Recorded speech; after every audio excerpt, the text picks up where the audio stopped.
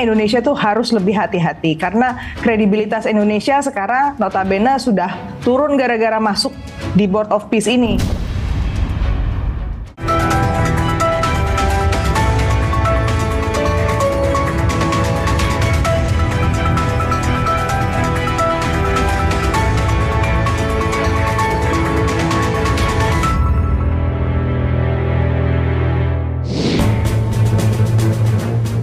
Kehadiran Indonesia dalam KTT Board of Peace menegaskan peran diplomasi aktif pemerintah dalam isu Gaza di tengah kontroversi keterlibatan dalam forum itu dan situasi konflik yang masih terus berlangsung. Pemerintah menyuarakan komitmen melanjutkan pembahasan RUU perampasan aset yang tengah digodok di DPR.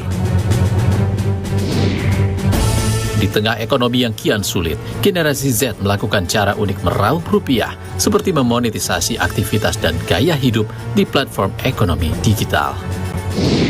Halo saudara, selamat datang di 60 Menit Special Report, membuka mata, mengungkap fenomena. Saya Ihsan Sitorus, kita simak sorotan pertama. Presiden Prabowo Subianto menghadiri KTT Board of Peace di Washington DC, Amerika Serikat. Kehadiran Indonesia menegaskan peran aktif diplomasi Indonesia dalam isu Gaza, meski kontroversial tergabung dalam forum itu di tengah situasi konflik yang terus berlangsung.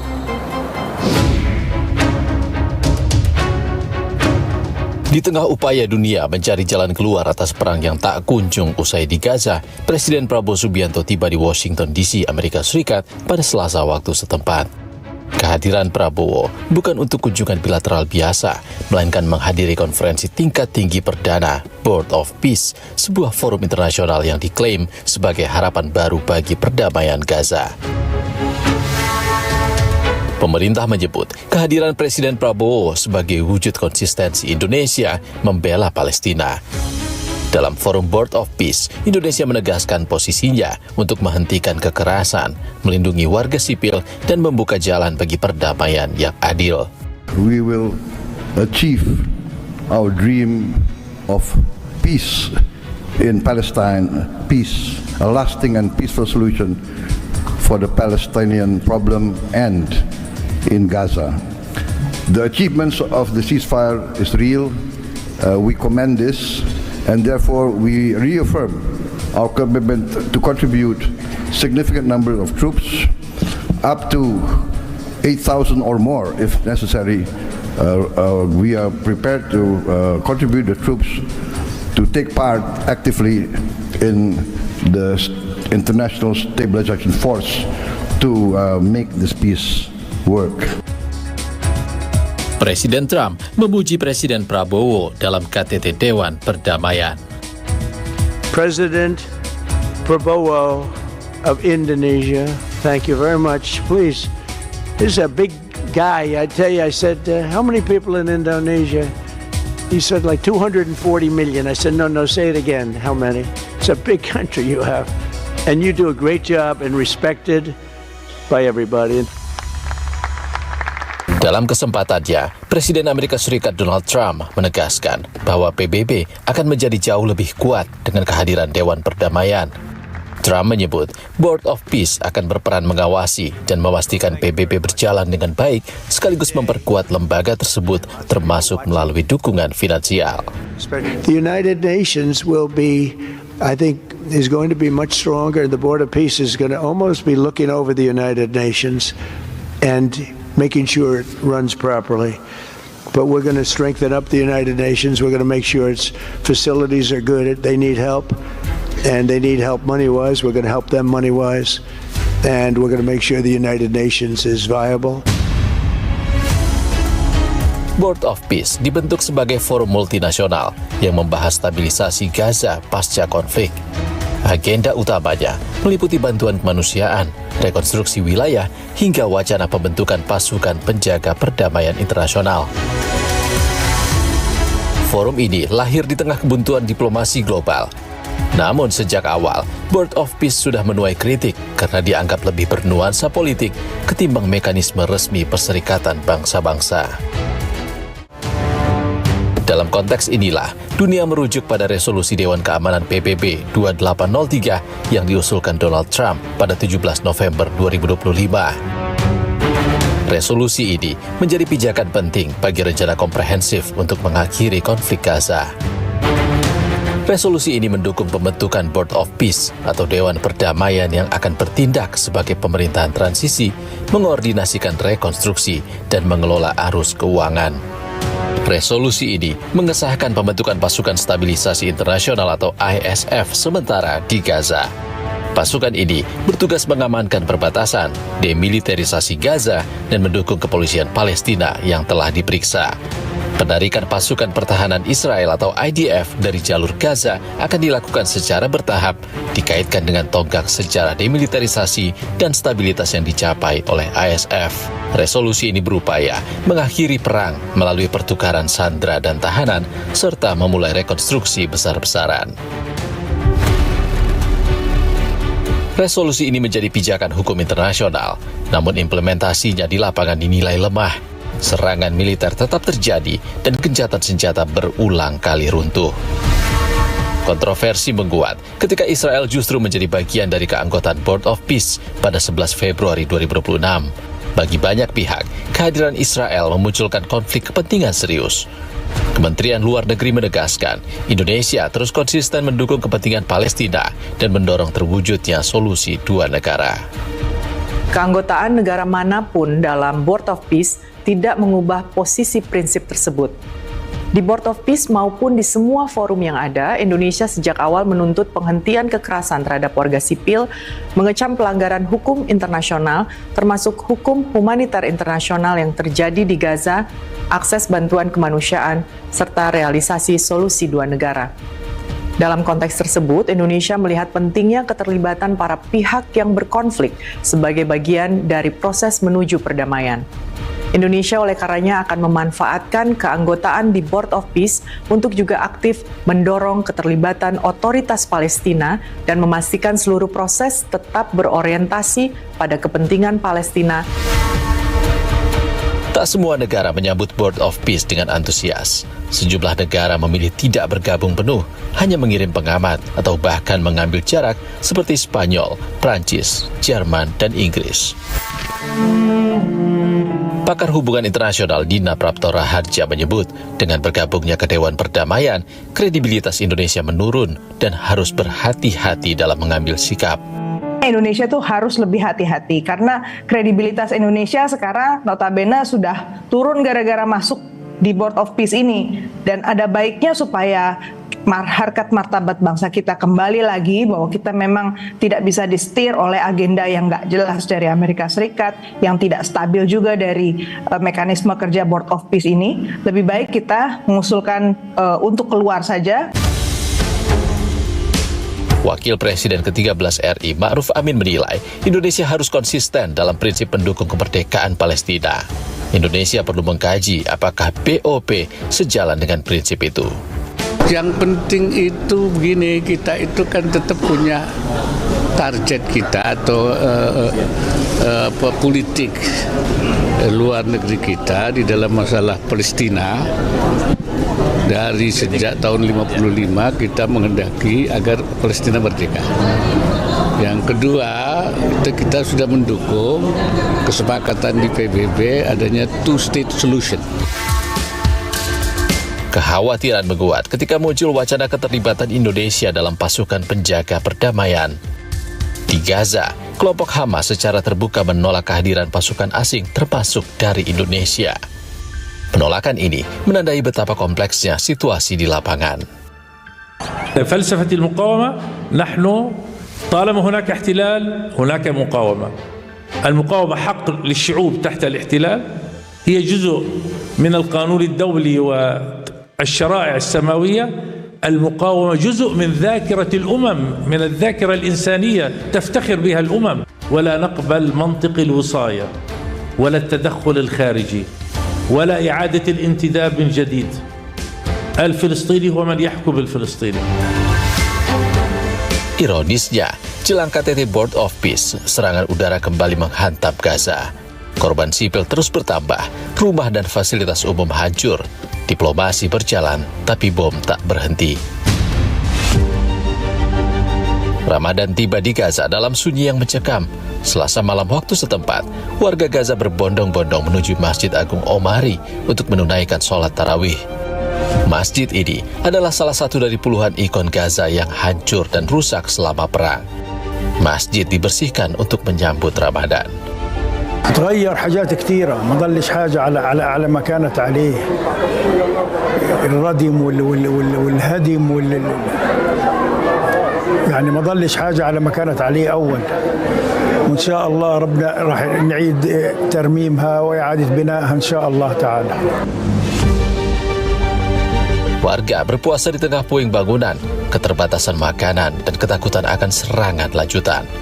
Di tengah puing-puing rumah yang hancur akibat perang, meja-meja panjang disiapkan oleh Badan Amal agar warga dapat merasakan kebersamaan dan harapan baru. Meski intensitas perang menurun, tembakan dan serangan masih terjadi hampir setiap hari. Di tengah dinamika dan kontroversi, Indonesia tetap menegaskan posisinya dalam memperjuangkan perdamaian yang adil dan hak Palestina untuk merdeka. Kehadiran Presiden Prabowo di BOP diharapkan memantik kerjasama internasional yang lebih kuat untuk menyudahi konflik berkepanjangan ini.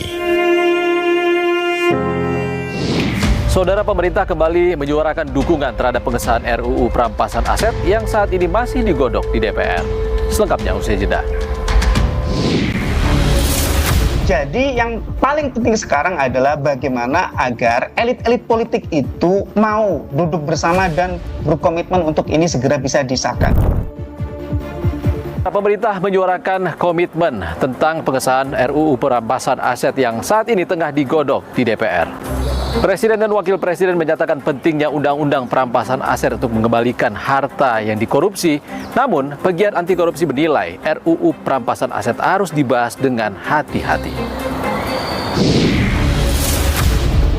Undang-undang perampasan aset saya mendukung. Enak aja, udah nyolong, nggak mau kembalikan aset, gue tarik aja deh itu. Setuju? Jika kita sungguh-sungguh ingin memberantas korupsi, maka koruptor harus dimiskinkan. Inilah esensi dari RUU perampasan aset yang saat ini menjadi sangat penting dan mendesak. Desakan pengesahan rancangan Undang-Undang Perampasan Aset Tindak Pidana Korupsi kembali mencuat. Wakil Presiden Gibran Rakabuming Raka menyebut korupsi merupakan fenomena yang menghambat pembangunan dan merugikan masyarakat luas. Indonesia sangat perlu memperkuat sistem hukumnya agar mampu mengembalikan aset negara, membuat jera para pelaku, serta melindungi masyarakat dari potensi kerugian akibat korupsi. Teman-teman, komitmen dari Bapak Presiden sebagai pucuk pimpinan negara sudah sangat jelas. Tapi kesungguhan Bapak Presiden untuk memerangi korupsi dengan instrumen hukum baru yang bisa membawa manfaat besar bagi bangsa. Tahun lalu, Presiden Prabowo Subianto lebih dulu mengklaim mendukung pengesahan rancangan Undang-Undang Perampasan Aset. Dalam rangka juga pemberantasan korupsi, saya mendukung Undang-Undang Perampasan Aset, saya mendukung. Enak aja, udah nyolong, nggak mau kembalikan aset, gue tarik aja deh itu. Setuju? RUU Perampasan Aset bertujuan memiskinkan koruptor, memaksimalkan pengembalian kerugian negara, dan mempercepat penyitaan aset kejahatan tanpa menunggu putusan pidana tetap atau non-conviction base. Kebijakan ini diharapkan mampu memutus rantai korupsi, memperkuat efek jera, serta mencegah pelaku menikmati hasil kejahatannya. Melalui mekanisme pembuktian terbalik, RUU ini juga dinilai dapat memperkuat tata kelola pemerintahan yang bersih, transparan, dan berintegritas. Namun, sejak Indonesia meratifikasi Konvensi Perserikatan Bangsa-Bangsa tentang Anti Korupsi 2006 silam, 19 tahun sudah RUU Perampasan Aset terkatung-katung pengesahannya. Pada September lalu, Ketua Balik DPR RI Bob Hasan menyebut pembahasan RUU Perampasan Aset masuk ke dalam prolegnas prioritas 2025. Namun, pembahasannya masih menunggu proses legislatif drafting dan koordinasi antar lembaga. Terdapat 3 RUU yang diusulkan untuk masuk dalam perubahan kedua prolegnas RUU prioritas tahun 2025, yaitu 1. RUU tentang perampasan aset. 2. RUU tentang Kamar Dagang Industri. 3. RUU tentang kawasan industri.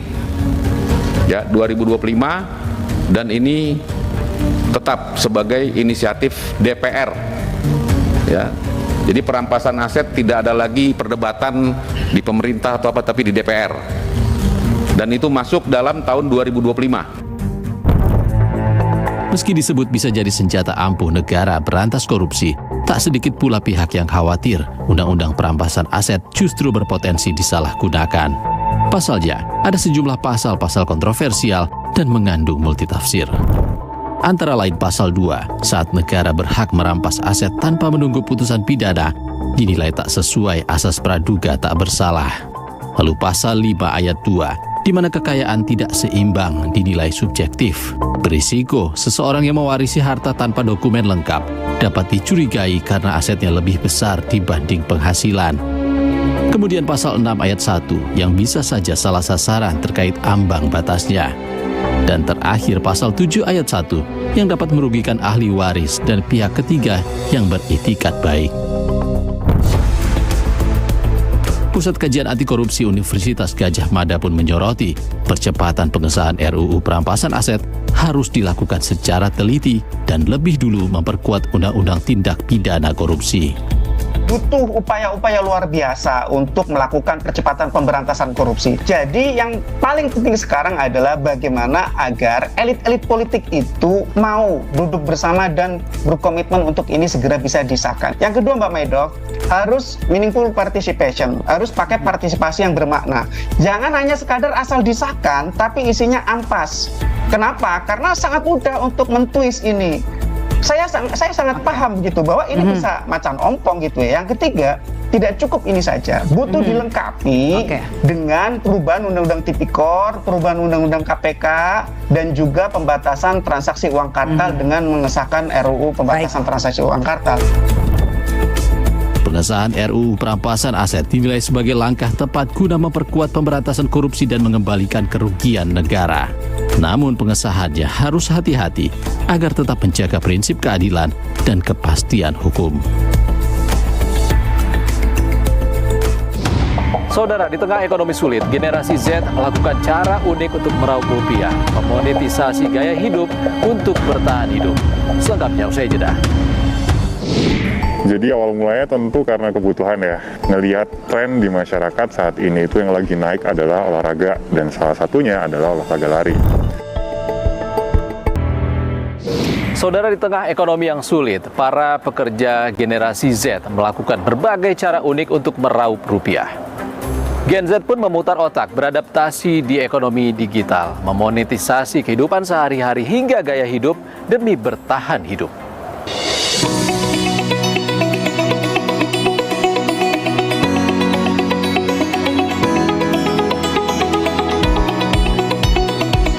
Di tengah kondisi ekonomi yang kian sulit, pekerja Gen Z melakukan berbagai cara unik meraup rupiah. Gen Z pun putar otak untuk beradaptasi dengan ekonomi digital, memonetisasi aktivitas sehari-hari dan gaya hidup. Oke, siap nih, siap lari nih. Panggil aku pelari culture, panggil aku pelari kon. Iya, oke, Mas. Makasih ya, Mas ya. Pemirsa, pemanasan biar larinya nggak terlalu banyak, dibantuin sama mas-mas yang tadi. Oke, kalau gitu sekarang saya mau lanjut lari lagi. Dadah pemirsa. Siapa sangka, bermula dari hobi olahraga lari, Bintang, bukan nama sebenarnya, justru mampu meraih cuan. Pegiat lari ini menawarkan joki berlari atau yang akrab dikenal dengan joki Strava. Bintang bercerita awal mula menjadi joki lari karena tren saat itu. Jadi awal mulanya tentu karena kebutuhan ya. Karena kebutuhan memang lagi butuh duit, dan ngelihat tren di masyarakat saat ini itu yang lagi naik adalah olahraga, dan salah satunya adalah olahraga lari. Jadi di situ banyak sekali instansi gitu-gitu yang mewajibkan atau mengharuskan orang-orangnya lari. Nah, di situ saya melihat peluang pasar, karena banyak sekali orang yang belum bisa lari tapi ingin terlihat lari gitu. Jadi di situ saya coba dalam tanda kutip membantu mereka lah untuk bisa mencapai goals mereka di dunia lari gitu. Tak hanya karyawan instansi, Bintang bercerita ada pula yang menggunakan jasanya hanya untuk sekedar pamer di media sosial. Oh, ada kebetulan. Jadi kalau saya sebenarnya ada 3 kategori. Yang pertama itu kategori anak kuliah. Yang kedua korporasi. Yang ketiga itu adalah pelari yang ingin eksis. Jadi kalau beda ya antara yang kelihatan banget adalah perbedaan dari segmen anak kuliah dan juga segmen korporat gitu. Segmen anak kuliah karena kita tahu ya, memang anak-anak kuliah mostly, dan ini adalah anak-anak yang biasanya diwajibkan untuk olahraga lari gitu. Jadi mereka ada target dalam satu semester berapa puluh kilo, 60, 70, 80 kilo dengan korporat. Kalau misalnya korporat kebutuhannya itu karena biasanya korporat itu mengadakan acara-acara lari yang banyak-banyakan miles nih, jadi banyak-banyakan kilometer lari dalam satu waktu gitu. Pada tahun 2025, Indonesia mengalami peningkatan jumlah pelari yang cukup signifikan. Berdasarkan data Garmin, pada tahun 2025, jumlah pelari di Indonesia tumbuh hingga 3 kali lipat dibandingkan tahun 2024. Seiring naiknya tren lari, Bintang menyebut permintaan joki Strava kian meningkat. Ia menawarkan harga yang berbeda tergantung permintaan pengguna jasa. Selama sebulan, ia bisa meraup hingga 5 juta rupiah. Tak beda jauh dengan UMR Jakarta. Kalau untuk anak kuliah memang range harganya berkisar 3.000 sampai 5.000 per kilo lah. Kalau korporat bisa hampir 2 sampai 3 kali lipat harganya. Per kilo bisa 10.000 sampai 15.000 gitu, tergantung kebutuhan dan seberapa intens nih yang dibutuhkan larinya gitu. Kalau pace-nya beda, tentu beda ya harganya. Semakin kenceng tentu harganya akan semakin mahal, karena kan effort-nya semakin tinggi juga gitu. Kalau bulanan sih bisa, waktu itu yang klien paling banyak so far itu adalah dari anak kuliah ya, karena anak kuliah kan dalam satu angkatan bisa 300-400 ya. Mungkin ada 100 orang lebih, itu bisa sebulan total bisa 5-6 juta lah. Bintang menerangkan ada berbagai cara melakukan joki lari. Jadi saya ada 2 ya. Yang pertama dari Strava-nya sendiri. Jadi kita lari, kemudian di Strava-nya itu bisa di-add. Jadi add kliennya. Jadi kan ada list friend-nya tuh. Kita add. Jadi setelah berlari, kalau 10 kilo, itu kita add siapa aja yang mau di-tag gitu. Nah setelah kita add, kemudian kita lepas tag-nya. Jadi seolah-olah dia berlari sendiri gitu, data Strava-nya. Yang kedua adalah dengan menitipkan device. Bisa bawa gitu, misal mau yang via Strava ya boleh dititipkan HP-nya, tapi mostly lebih memudahkan jika mereka menitipkan jamnya. Pakai jam, jadi tinggal ya udah banyak jam gitu di tangan dan saya tinggal lari gitu. Itu akan lebih enak sih karena datanya akan lebih valid. Udah lari, udah mandi, udah rapi, nyantai dikit, main game ah. Duh, kalah mulu lagi, gimana ya? Apa cari joki gaming kali ya? Biar cepet naik level juga nih. Ini kita langsung ketemu aja nih sama joki gamingnya. Bukan hanya joki lari, ada juga Gen Z yang memanfaatkan hobi untuk mencari peluang cuan. Berawal dari hobi game online Mobile Legends hingga menjadi e-sport caster untuk salah satu game mobile, Magio Joshua atau yang akrab disapa Gio menekuni jasa joki gaming, membantu pengguna jasa untuk meraih peringkat tertinggi. Awal sih jadi caster dulu ya, caster dulu, komentator dulu, ngertiin gamenya dari situ, belajar banyak dari situ, terus lama-lama latihan sama temen juga, pelajarin beberapa hero yang mungkin lagi bagus, baru coba-coba ngejoki gitu. Temen yang minta, karena kan dia ranknya masih di bawah waktu itu. Coba mainin dong punya gue pengen sampai mitik gitu. Satu bintang paling 2.000 goceng, 5.000. Karena kan juga buat nge-guide orangnya masanya kan, karena bintang itu kan Apalagi kalau misalnya dari rank bawah, itu kan lumayan juga kalau diakumulasiin kan. Targetnya misalnya ke Mythic kan lumayan. Fleksibilitas waktu dan tempat menjadi pertimbangan Gio menekuni joki gaming, game online. Gio mengaku menjadi joki gaming selaras dengan pekerjaan utamanya sebagai komentator sport game online. Bahkan bisa menambah trik game hingga membuka kelas berbagi ilmu. Sebenarnya bisa diiringin bareng-bareng sih. Kayak saya kan personally caster gitu kan ya. Dan untuk ngejoki ya barengin aja. Jadi sekalian belajar, oh dengan ngejoki item ini tuh gunanya buat ini loh. Terus misalnya hero ini tuh bisa kayak gini loh. Jadi ya sekalian belajar juga. Oh dulu pernah sempat kalau buka kelas gitu pernah. Enggak buka kelas yang secara umum ya, tapi kayak di-invite sama beberapa kampus gitu untuk ngejelasin kayak gitu, pembicara pernah. Selain mendapat cuan, Gio berharap mendapat peluang untuk bermain game di tingkat profesional. Bisa dong, bisa banget. Malah banyak banget channel-channel yang jadi terbuka, kita jadi kenal sama penjoki lain, atau kita bisa dapat channel yang tadi saya udah bilang kayak bisa ke tim pro. Jadi banyak banget sih sebenarnya yang bisa dijalankan. Cuman ya ada beberapa mungkin yang sometimes terjadi tuh ada yang namanya kita usaha ya, kadang-kadang pasang surutnya juga. Ini pas nggak laku ya mereka harus coba untuk cari escape plan-nya seperti apa yang lain. Gio hanyalah satu contoh dari sekian banyak anak muda Gen Z yang mencari pendapatan tambahan di luar pekerjaan informal. Berdasarkan data Badan Pusat Statistik atau BPS pada November 2025, sebanyak 85,35 juta orang atau sekitar 57,70% merupakan pekerja informal dari total penduduk yang bekerja di Indonesia. Peneliti Lembaga Penyelidikan Ekonomi dan Masyarakat Fakultas Ekonomi dan Bisnis Universitas Indonesia, LPM FEB UI, Teguh Rifki, menjelaskan alasan dibalik meningkatnya jumlah pekerja informal di Indonesia. Ini fenomena yang unik sebetulnya karena di Indonesia itu orang itu nggak bisa menganggur. Dalam arti begini, kalau saya bekerja di kantor dan saya kena layoff atau PHK, mungkin minggu depan, 2 minggu lagi, saya akan menjadi pekerja informal, jadi driver ojol, serabutan. Kenapa demikian? Karena di Indonesia itu social security-nya atau unemployment benefit-nya itu nggak cukup kuat gitu. Jadi setelah berapa minggu saya harus kerja. Kalau nggak, saya nggak bisa memenuhi kebutuhan dasar saya. Beda mungkin dengan banyak negara-negara maju, itu kalau menganggur, unemployment benefit-nya cukup untuk mengcover, dia bisa menganggur 3 bulan, 6 bulan sampai dapat pekerjaan lagi. Nah di Indonesia nggak bisa, orang itu mahal untuk bisa menganggur.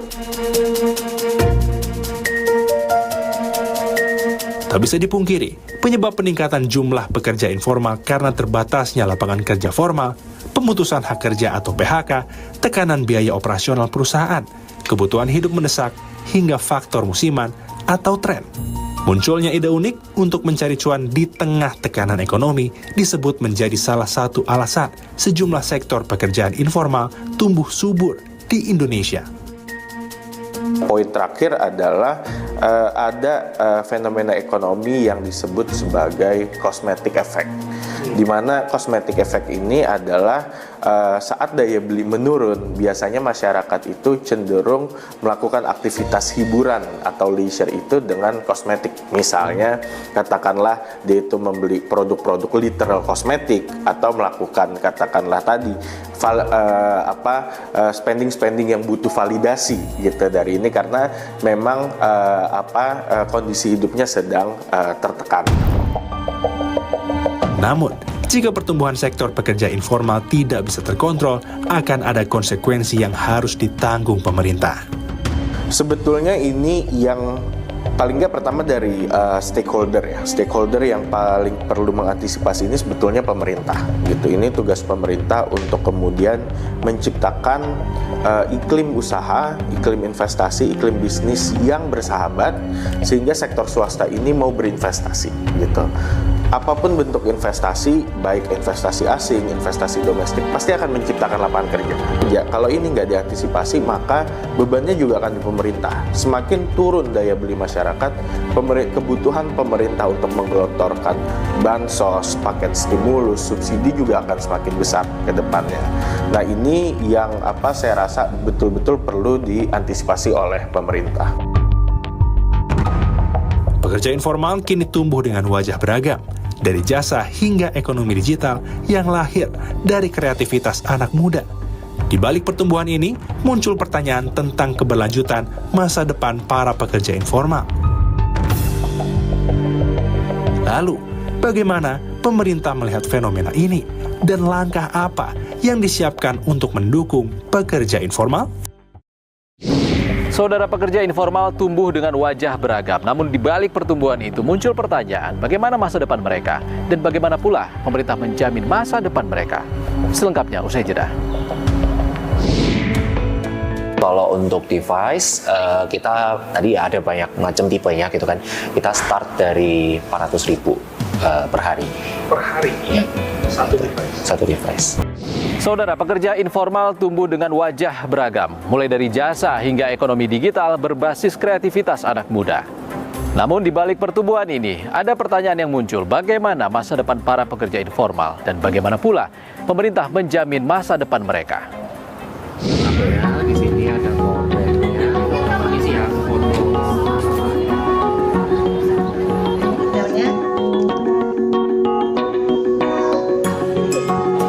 Semakin sempitnya pilihan kerja formal dan meningkatnya biaya hidup mendorong Gen Z mencari cara alternatif untuk mendapatkan penghasilan.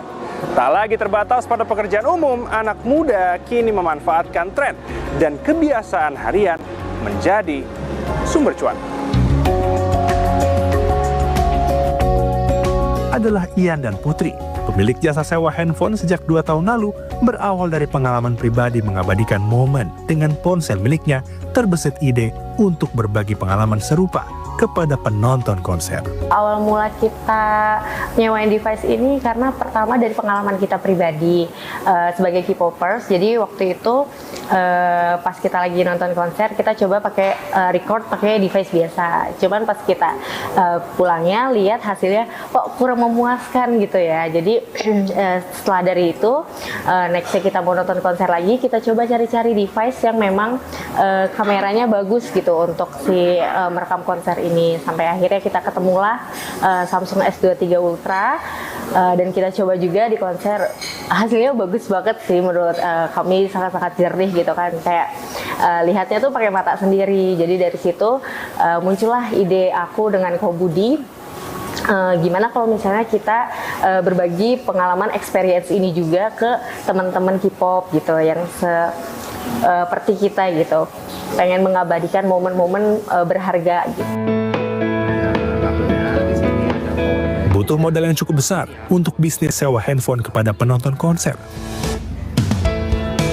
Meski berisiko tinggi, Ian dan Putri mengaku sudah mempersiapkan dengan matang. Jadi kalau untuk pengamanan kita ada background check dulu gitu kan. Jadi setiap penyewa kita lakukan background check, kemudian mereka akan nandatanganin perjanjian sewa. Kemudian setelah itu kita juga prepare gitu kan HP-nya dan kita cek gitu kan sebelum dan sesudah penyewaan. Kemudian kita juga terakhir ada semacam fitur tracking lah yang kita gunakan di setiap device kita.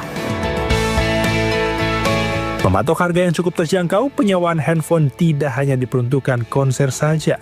Ada pula pengguna jasa yang menyewa untuk liburan dan kegiatan korporasi. Meski jasanya terbilang musiman, mereka mampu meraup hingga jutaan rupiah. Oh ya, jadi kalau untuk device, kita tadi ada banyak macam tipenya gitu kan. Kita start dari 400.000 per hari. Per hari? Ya. Satu device. Jadi biasanya kalau untuk selain konser, teman-teman tuh biasanya sewa buat dibawa liburan ke luar negeri atau even di domestik, misalnya mereka mau ke Bali gitu kan, itu banyak sih yang sewa untuk kebutuhan liburan seperti itu.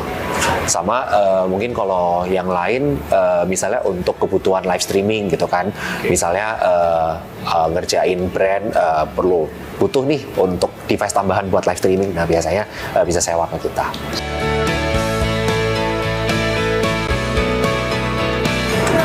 Nah, jadi seperti itu pemirsa. Sekarang kita udah minjem nih buat ngambil gambar bagus. Sekarang kita berangkat buat nonton konser. Let's go.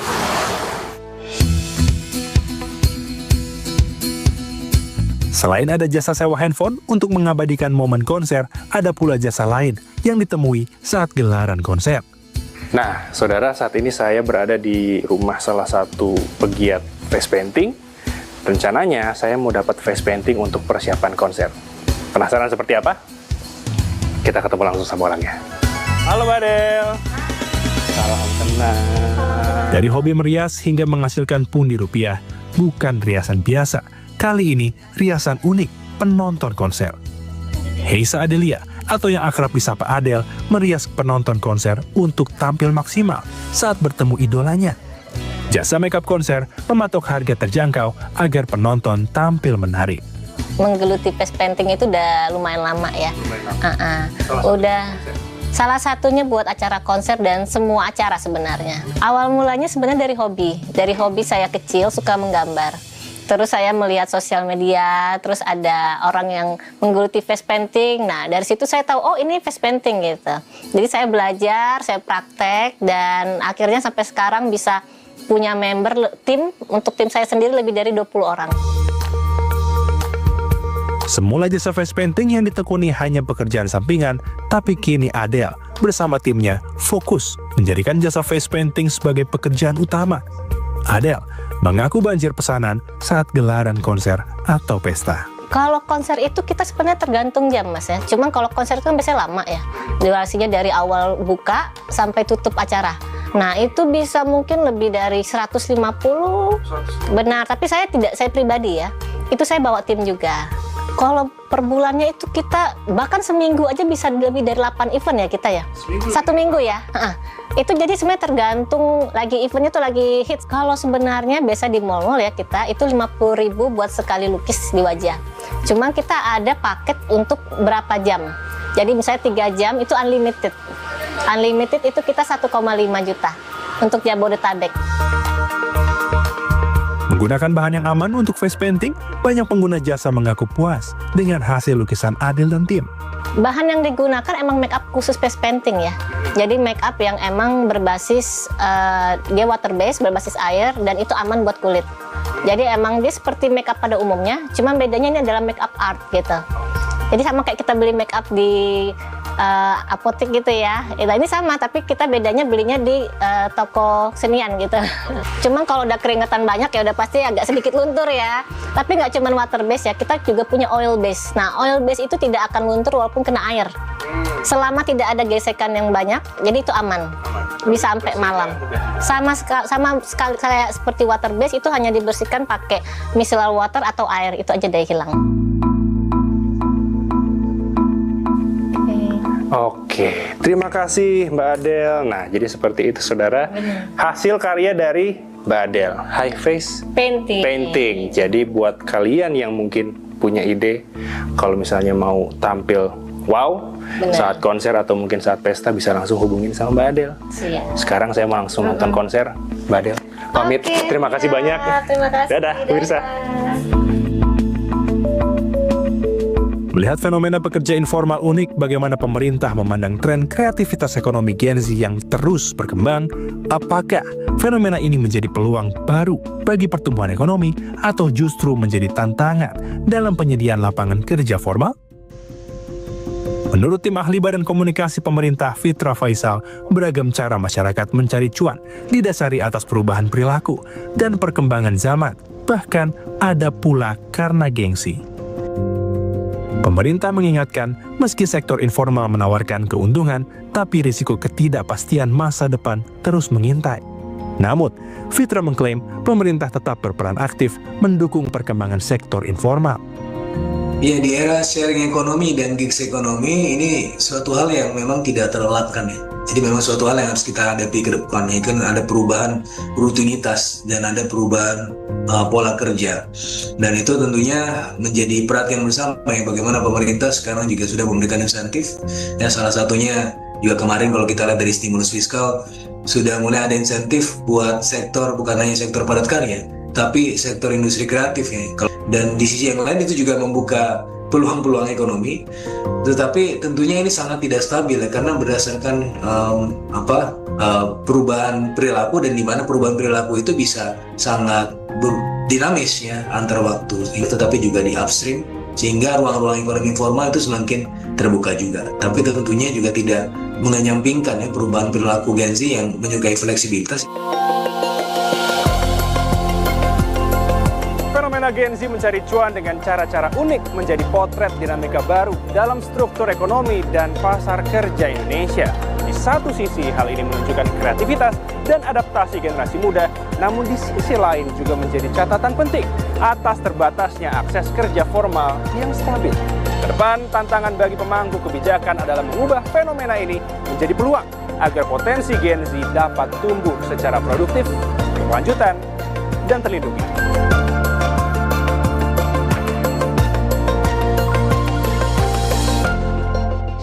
Saudara, informasi tadi menjadi penutup perjumpaan kita di 60 Menit Special Report edisi kali ini. Saya Ihsan Sitorus pamit. Sehat selalu. Sampai jumpa.